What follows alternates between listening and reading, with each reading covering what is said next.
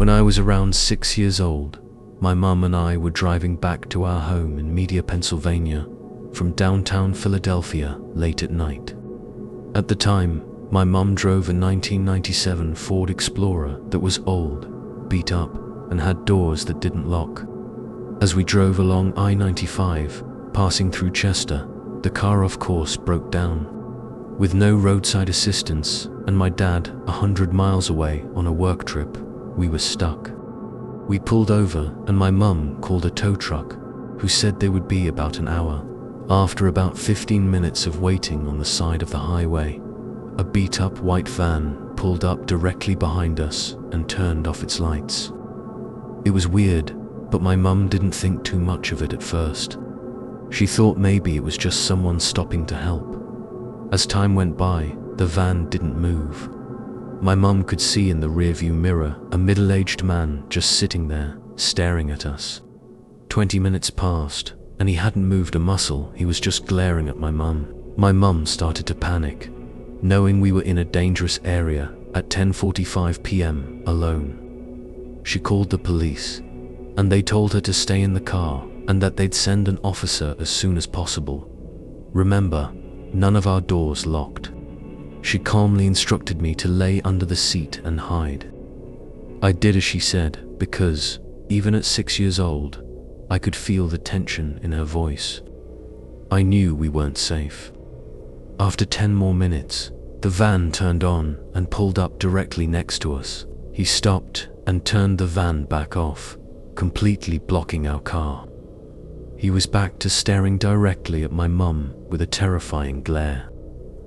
After a few minutes, he randomly started his van, sped off, and disappeared.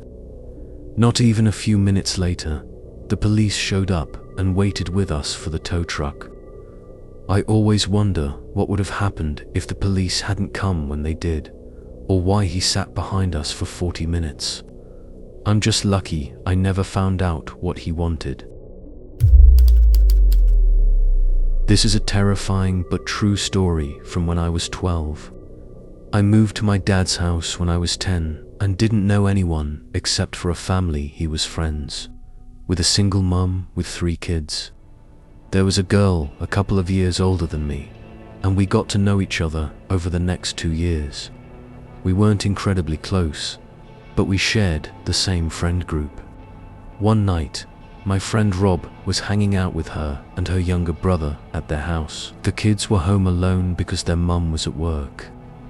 This is where the story gets both terrifying and incredibly sad. Through her job, the mother had been helping a woman and had gotten to know her fairly well. She eventually found out that this woman's sister had recently been released from a mental institution. On the night Rob was hanging out there, they heard a knock on the door. My friend thought it was just her mum and opened it without thinking. Rob wasn't supposed to be there, so the second the door opened, he panicked and jumped out a window to run to his house down the road. He never thought twice about it. But it wasn't their mum at the door. It was the sister of the woman their mother had been helping. She had figured out where the family lived and their mother's work schedule. She pushed her way inside. I don't know all the details of what happened next, and honestly, I'm glad I don't. The younger brother managed to escape to the neighbors to call the police, but my friend wasn't so lucky. The woman brutally murdered her just a week before Christmas. It was a horrific scene. She decapitated her and left her body in the bathtub, hiding her head somewhere in the house. The police even had to search through the Christmas presents. They eventually found her, but the damage was done. I wasn't allowed to go to the funeral. It's a shadow that still hangs over our town. My mother-in-law was a very cool woman. She and my wife were extremely close, but sadly, she passed away when our son was only 4 months old. Fast forward a few years, we were living in an old 1930s era house in Pasadena, California.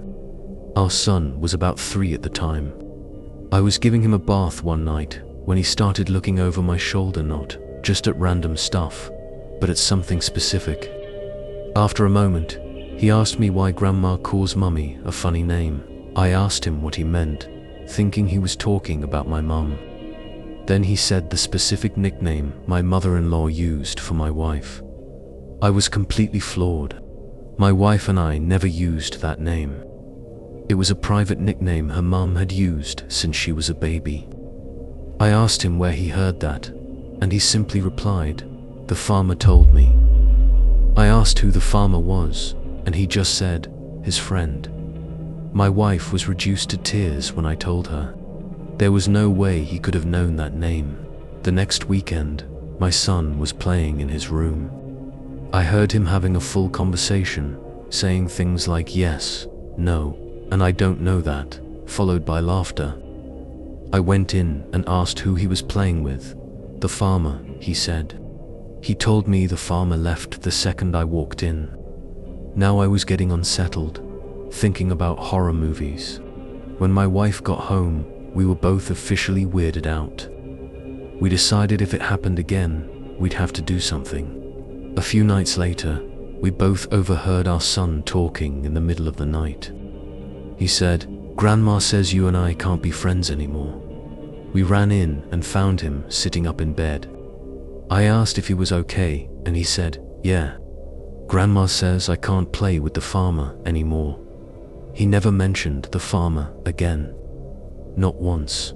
He's 13 now and doesn't remember a thing.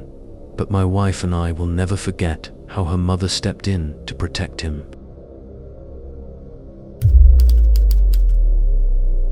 When I was 20 and had my first child, I moved back into my family's old home to live on my own. Almost immediately, I started hearing noises walking and running up and down the hallways at night. One night, while I was in the shower, I heard pacing back and forth right outside the bathroom door.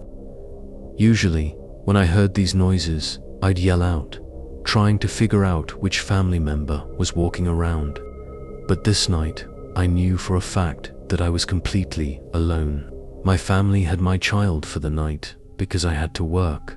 The walking kept happening over and over. I decided to be brave and check it out. I got out of the shower, threw on a towel, and opened the door. I looked down the hall and saw a hand gripping the edge of the wall. I was terrified. My first thought was that someone had broken in, but I knew that was impossibly. Had several dogs that would have gone crazy if a stranger entered the house. I had no clue what it could be. Assuming I was just seeing things, I ignored it, got dressed, and went to the living room. From my spot on the couch, I looked down the hallway toward my bedroom and saw a face peeking out from behind the doorframe. I ran out of the house as fast as I could and didn't look back. I moved out shortly after and haven't been back since. But the truly scary part isn't that I saw a ghost, it's that I recognized the face. It was my grandmother, who had passed away in that house 10 years earlier. When I was younger, she used to play peekaboo with me and my siblings by grabbing the edge of the wall, hiding her face, and jumping out. That is exactly what she was doing when I looked toward my room that night. She was still trying to play her games with me. Even my child used to tell me he was playing with the lady in that house. It seems she never really stopped being a grandmother, even after she was gone. A few years ago, my wife, our 3 boys, and I took a vacation to land between the lakes for the 4th of July. We had a cabin at a campground right on the water. It was a typical holiday. Boats were out and music was playing everywhere. I walked outside and my wife asked if I heard someone yelling. I figured it was just the music, but I went down to the shore to listen closer. That's when we all heard it. Someone was screaming for help. My immediate thought was that someone had fallen off a boat and was clinging to a buoy. We couldn't see anything, but every few minutes we heard it again. "Help me, please, someone help." We called 911 and notified campground management. The yelling continued for about 15 minutes. Eventually, the sheriff came out, but nothing was ever found. No missing person reports, No drownings, nothing. We checked the news for weeks. Knowing the paranormal history of that area now, we're certain we heard the ghostly echoes of someone's final moments. The second incident happened back in 2011. I had just moved into my old childhood trailer right beside my dad's house in the woods of southern Indiana. It was a super private, isolated area. Late one night, my ex was asleep on the couch, and I was sitting on the floor on my laptop. I heard footsteps coming from the hallway and assumed it was my dad stopping by. I looked over, but the hallway was completely empty. I brushed it off as the trailer just settling. A couple of minutes later, I felt a voice whisper, "Hey," directly into my ear. My blood ran cold and the hair on my neck stood up. My eyes still get teary just thinking about it. I immediately scrambled to the other side of the living room, leaving my ex on the couch because I was too terrified to move back toward that hallway. I had other weird things happen in that trailer, but that whisper was by far the creepiest thing I've ever experienced.